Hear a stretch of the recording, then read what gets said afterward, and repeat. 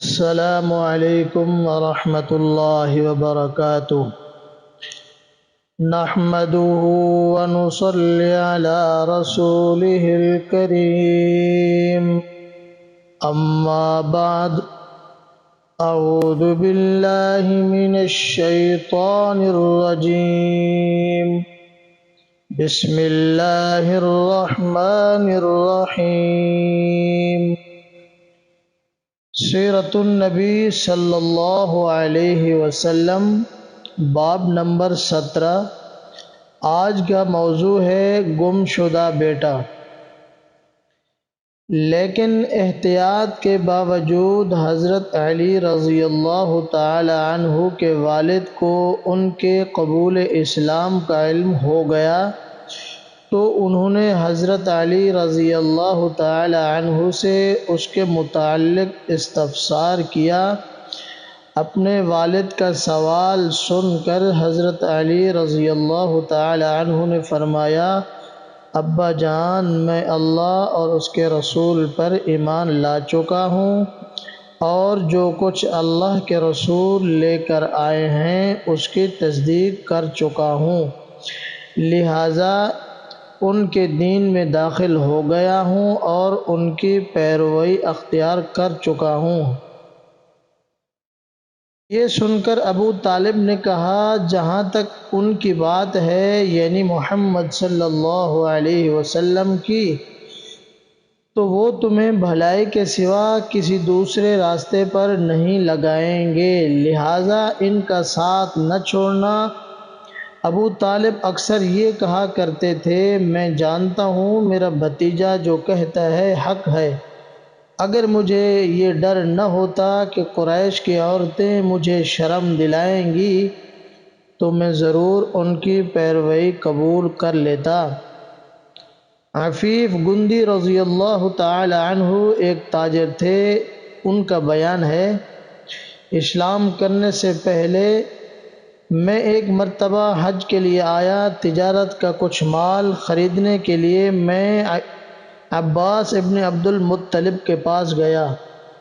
وہ میرے دوست تھے اور یمن سے اکثر عطر خرید کر لاتے تھے، پھر حج کے موسم میں مکہ میں فروخت کرتے تھے۔ میں ان کے ساتھ منی میں بیٹھا تھا کہ ایک نوجوان آیا۔ اس نے غروب ہوتے سورج کی طرف غور سے دیکھا۔ جب اس نے دیکھ لیا کہ سورج غروب ہو چکا تو اس نے بہت اہتمام سے وضو کیا، پھر نماز پڑھنے لگا، یعنی کعبہ کی طرف منہ کر کے۔ پھر ایک لڑکا آیا جو بالغ ہونے کے قریب تھا، اس نے وضو کیا اور اس نوجوان کے برابر کھڑا ہو کر نماز پڑھنے لگا۔ پھر ایک عورت خیمے سے نکلی اور ان کے پیچھے نماز کی نیت باندھ کر کھڑی ہو گئی۔ اس کے بعد ان نوجوان نے رکوع کیا تو اس لڑکے اور عورت نے بھی رکوع کیا۔ نوجوان نے سجدے میں گیا تو وہ دونوں بھی سجدے میں چلے گئے۔ یہ منظر دیکھ کر میں عباس بن عبد المطلب سے پوچھا، عباس یہ کیا ہو رہا ہے؟ انہوں نے بتایا، یہ میرے بھائی عبداللہ کے بیٹے کا دین ہے۔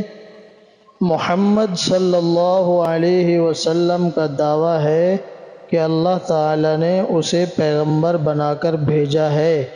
یہ لڑکا میرا بھتیجا ہے، علی ابن طالب ہے، اور یہ عورت محمد صلی اللہ علیہ وسلم کی بیوی ختیجہ ہے۔ یہ عفیف گندی رضی اللہ تعالی عنہ مسلمان ہوئے تو کہا کرتے تھے، کاش اس وقت ان میں چوتھا آدمی میں ہوتا۔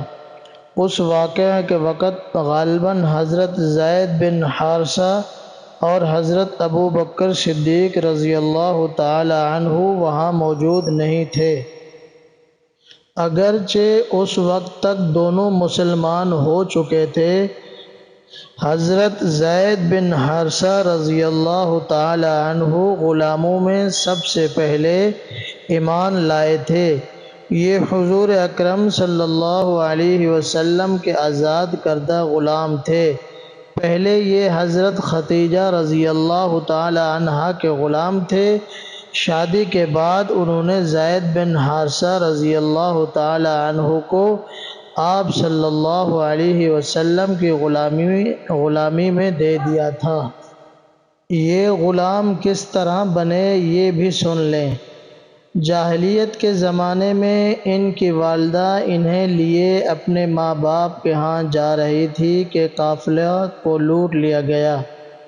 ڈاکو ان کے بیٹے زید بن حارثہ رضی اللہ تعالی عنہ کو بھی لے گئے، پھر انہیں عکاظ کے میلے میں بیچنے کے لیے لایا گیا۔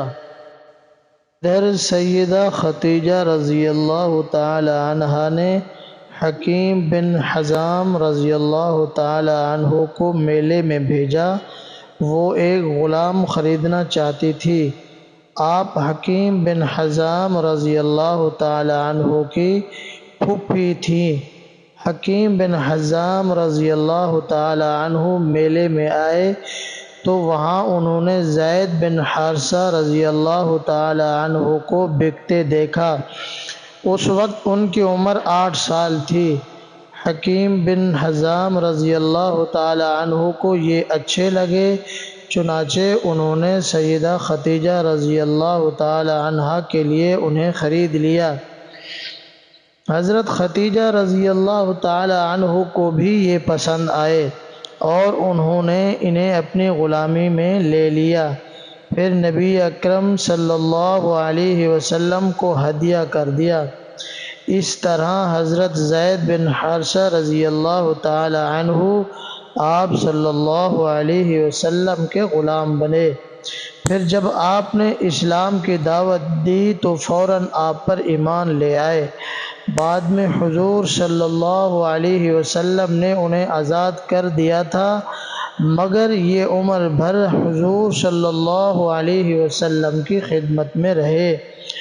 ان کے والد ایک مدت سے ان کی تلاش میں تھے۔ کسی نے انہیں بتایا کہ زید مکہ میں دیکھے گئے ہیں۔ ان کے والد اور چچا انہیں لینے فوراً مکہ معظمہ کی طرف چل پڑے۔ مکہ پہنچ کر یہ آپ صلی اللہ علیہ وسلم کی خدمت میں حاضر ہوئے اور آپ کو بتایا کہ زید ان کے بیٹے ہیں۔ ساری بات سن کر آپ نے ارشاد فرمایا، تم زید سے پوچھ لو، اگر یہ تمہارے ساتھ جانا چاہے تو مجھے کوئی اعتراض نہیں، اور یہاں میرے پاس رہنا چاہے تو ان کی مرضی۔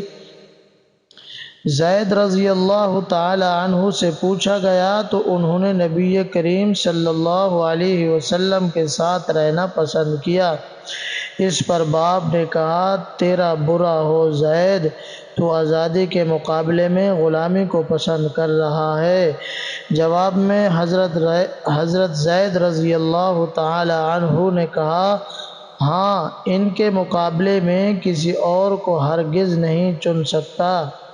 آپ نے حضرت زید رضی اللہ تعالی عنہ کی یہ بات سنی تو آپ کو فوراً حجر اسود کے پاس لے گئے اور اعلان فرمایا، آج سے زید میرا بیٹا ہے۔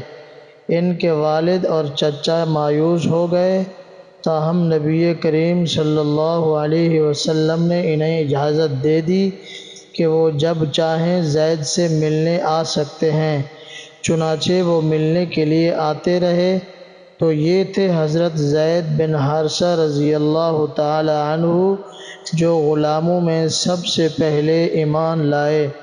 حضرت زید واحد صحابی ہیں جن کا قرآن کریم میں نام لے کر ذکر کیا گیا ہے۔